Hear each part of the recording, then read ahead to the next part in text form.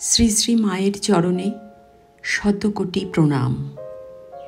তিনি দেবী, তিনি মাতা, তিনি জ্ঞানময়ী, জ্ঞানদাত্রী।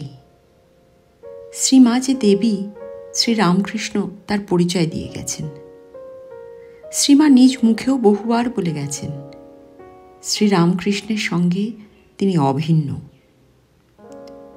তিনি শ্রীরামকৃষ্ণেরই শক্তি, তার কার্য পরিপূরণের জন্য, তার বার্তা প্রচারের জন্য মর্তে এসেছিলেন। নিজের মাতৃভাবকে অবলম্বন করে তিনি আত্মপ্রকাশ করেছিলেন। মা সম্মুখে বলেছেন, আমার শরৎ যেমন ছেলে, ওই আমজাদও তেমনই ছেলে। শরৎ অর্থাৎ স্বামী শারদানন্দ হলেন রামকৃষ্ণ মিশনের কর্ণধার, সম্পাদক, আর আমজাদ একজন ডাকাত। মায়ের দৃষ্টিতে এরা দুজনেই সমান। তাই মা বলেছেন, আমি সতেরও মা, আমি অসতেরও মা। জয়রামবাটিতে মায়ের বাড়িতে একটি বেড়াল ছিল। ব্রহ্মচারী জ্ঞান তখন মায়ের সেবক। তিনি বেড়ালটিকে আদর যত্ন তো করতেনই না, বরং মাঝে মাঝে একটু আধটু প্রহারাদেই করত। মা তা জানতেন। জ্ঞান মহারাজের অযত্ন সত্ত্বেও রাধু ও শ্রী শ্রী মায়ের স্নেহে বেড়ালের বংশবৃদ্ধি হয়েছিল। একবার কলকাতা আসার সময় ব্রহ্মচারী জ্ঞানকে ডেকে মা বললেন, জ্ঞান, বেড়ালগুলোর জন্য চাল নেবে, যেন কারোর বাড়ি না যায়, গাল দেবে। এইটুকু বলে তিনি মনে মনে ভাবলেন যে এই বলাতে বেড়ালের ভাগ্য ফিরবে না। তাই তিনি আবার বললেন, দেখো জ্ঞান, বেড়ালগুলোকে মেরো না, ওদের ভেতরেও আমি আছি।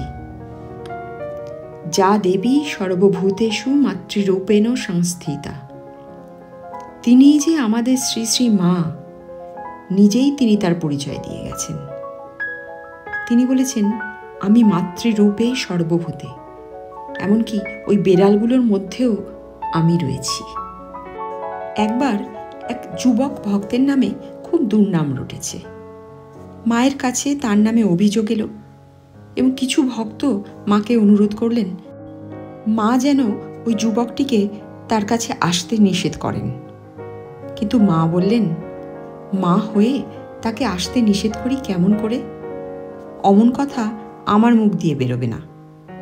তিনি বলতেন, আমার ছেলে যদি ধুলো কাদা মাখে, নোংরা হয়ে থাকে, তবে আমাকেই তো তার ধুলো ঝেড়ে কোলে তুলে নিতে হবে। মা তখন জয়রামবাটিতে। দুর্গাপুজোর আগে মেয়েদের জন্য কাপড় কিনতে হবে।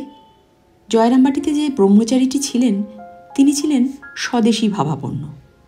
তিনি মোটা স্বদেশী কাপড় কিনে নিয়ে ফিরলেন। কিন্তু মেয়েদের সেই সব কাপড় মোটেই পছন্দ হলো না। তারা ওই কাপড় ফেরত দিয়ে মিহি কাপড় আনতে বললেন। স্বভাবতই এতে সেই ব্রহ্মচারী খুব বিরক্ত হলেন। তিনি বললেন, ওসব তো বিলিতি কাপড়, ও আবার কি আনবো? মা পাশে বসে সব শুনছিলেন। তিনি হাসতে হাসতে বললেন, বাবা, বিলেতের যে লোকেরা, তারাও তো আমারই ছেলে। আমার সকলকে নিয়েই ঘর করতে হয়। আমার কি আর একরোখা হলে চলে? ওরা যেমন যেমন বলছে তুমি তাই এনে দাও। স্বামীজি যখন জানালেন তিনি বিদেশ যেতে চান, তিনি মাকে বললেন, মা, আমি বিদেশে যেতে চাই। মা তখন তাকে প্রাণ খুলে আশীর্বাদ করেছিলেন। কেননা তিনি ভবিষ্যৎ দ্রষ্টা ছিলেন। তিনি দিব্য দৃষ্টিতে দেখেছিলেন যে স্বামীজির ভেতর দিয়ে শ্রীরামকৃষ্ণের ভাব জগতে প্রচারিত হবে। ঠাকুরের দেহত্যাগের পর তার সন্ন্যাসী সন্তানেরা এদিক ওদিক ঘুরে বেড়াচ্ছে। কে কোথায় থাকবে, কি হবে, কেউই বলতে পারছে না। সেই সময় মায়ের ভেতরে চিন্তা এলো, ঠাকুর, তুমি এলে, এই কজনকে নিয়ে লীলা করে আনন্দ করে চলে গেলে, আর অমনি সব শেষ হয়ে গেল। তাহলে আর এত কষ্ট করে আসবার কি দরকারটাই ছিল? কাশী, বৃন্দাবন দেখেছি, অনেক সাধু ভিক্ষা করে খায় আর গাছতলায় ঘুরে ঘুরে বেড়ায়। সেরকম সাধুর তো অভাব নেই।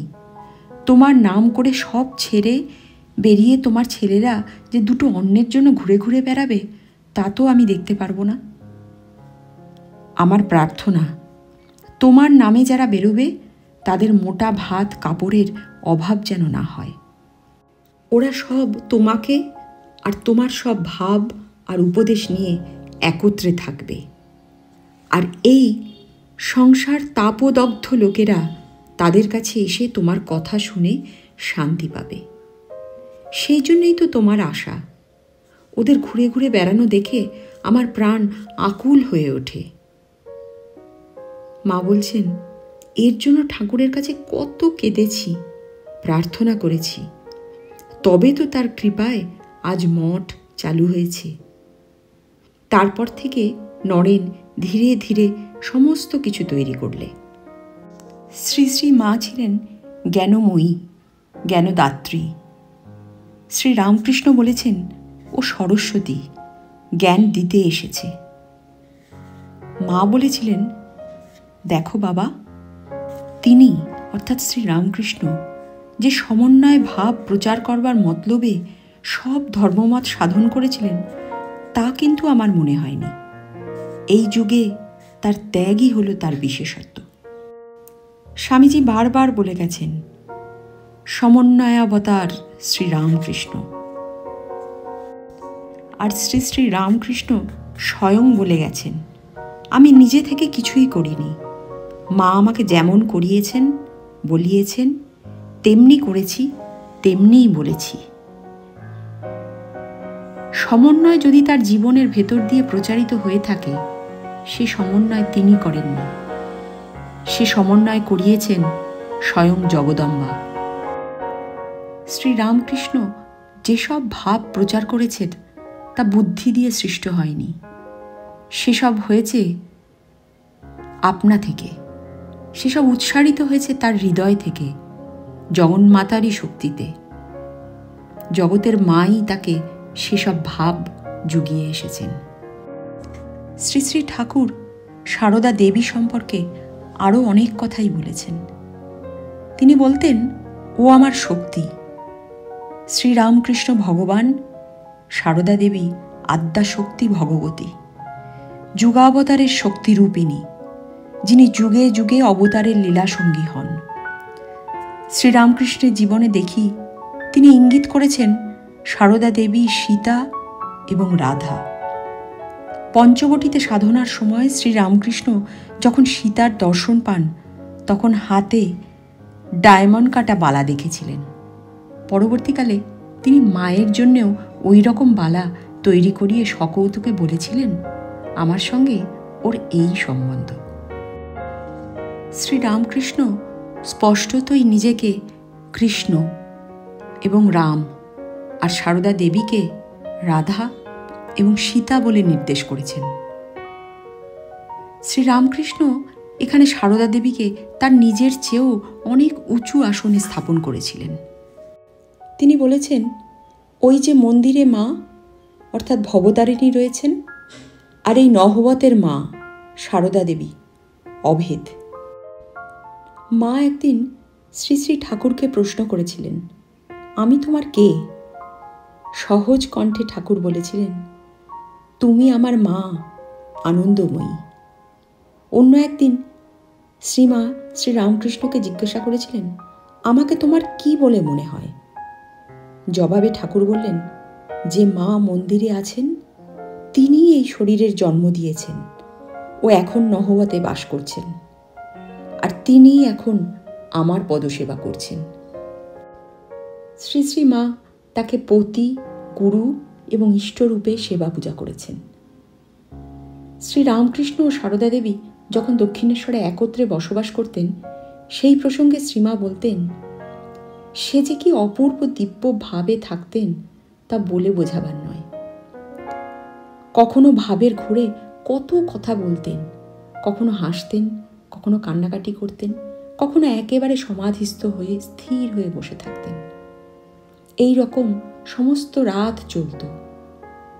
সে কি এক আবির্ভাব আবেশ, দেখে ভয়ে আমার সর্বশরীর কাঁপত। আর ভাবতুম, এই রাতটা কখন পোহাবে। ভাব সমাধির কথা তখন তো আর কিছু বুঝি না। একদিন তার সমাধি আর ভাঙে না দেখে ভয়ে তো কেঁদে কেটে হৃদয়কে ডেকে পাঠালুম। সে এসে কানে নাম শোনাতে শোনাতে ঠাকুরের চৈতন্য হল। তারপর ওইরূপে ভয়ে কষ্ট পাই দেখে তিনি নিজেই শিখিয়ে দিলেন, এই রকম ভাব দেখলে এই নাম শোনাবে, আর ওই রকম ভাব দেখলে ওই বীজ শোনাবে। তখন আর তত ভয় হতো না। ওইসব শোনালেই তিনি আবার হুঁশ ফিরে পেতেন। ঠাকুর প্রায়ই তাদের দুজনের সম্পর্কে বলতেন, আমার মনে হতো আমরা যেন দুজনেই মার সখী। দীর্ঘ 8 মাস কাল শ্রীরামকৃষ্ণ সারদা দেবীকে অতি নিকটে রেখেও তার মধ্যে বিন্দুমাত্র দেহবুদ্ধির প্রকাশ দেখতে পাননি। তাই ঠাকুর ব্যর্থহীন ভাষায় বলতেন, ও যদি এত ভালো না হতো, আত্মহারা হয়ে তখন আমাকে আক্রমণ করত, তাহলে সংযমের বাঁধ ভেঙে দেহবুদ্ধি আসত কিনা কে বলতে পারে। ঠাকুর শ্রী শ্রী রামকৃষ্ণ এবং সারদা দেবী তারা যে এক, একথা সারদা দেবী পরবর্তীকালে একাধিকবার স্পষ্ট ভাষায় বলেছেন। তিনি বলেছেন, আমরা কি আলাদা, অথবা ঠাকুর ও আমাকে অভেদভাবে দেখবে। নিজের সমস্ত অসমাপ্ত কাজের ভার শ্রী শ্রী মায়ের ওপর অর্পণ করে শ্রীরামকৃষ্ণ নিশ্চিন্ত হয়েছিলেন। বিশ্ব সংসারে জগতের কাছে শ্রীরামকৃষ্ণ শ্রী শ্রী মাকে প্রতিষ্ঠা দিয়েছিলেন। ষোড়শী পূজার মাধ্যমে সেই প্রয়োজনই চরিতার্থতা লাভ করেছিল। এর মাধ্যমে শ্রীরামকৃষ্ণ শ্রীমাকে প্রথম প্রতিষ্ঠিত করেছিলেন বিশ্ব মাতৃত্বের বেদিতে। শুধু প্রতিষ্ঠার প্রয়োজনেই নয়, স্বামীজির ভাষায় যার আবির্ভাবে সমগ্র ভারতে এক নতুন যুগের সূচনা হয়েছিল। ষোড়শী পূজার সময় শ্রীমাকে দেবীর আসনে বসিয়ে শ্রীরামকৃষ্ণ প্রার্থনা মন্ত্র উচ্চারণ করেছিলেন, হে বালে, হে সর্বশক্তির অধীশ্বরী মাতো, ত্রিপুরা সুন্দরী, সিদ্ধিদ্বার উন্মুক্ত করো, ইহার শরীর মনকে পবিত্র করিয়া ইহাতে আবির্ভূতা হইয়া সর্বকল্যাণ সাধন করো।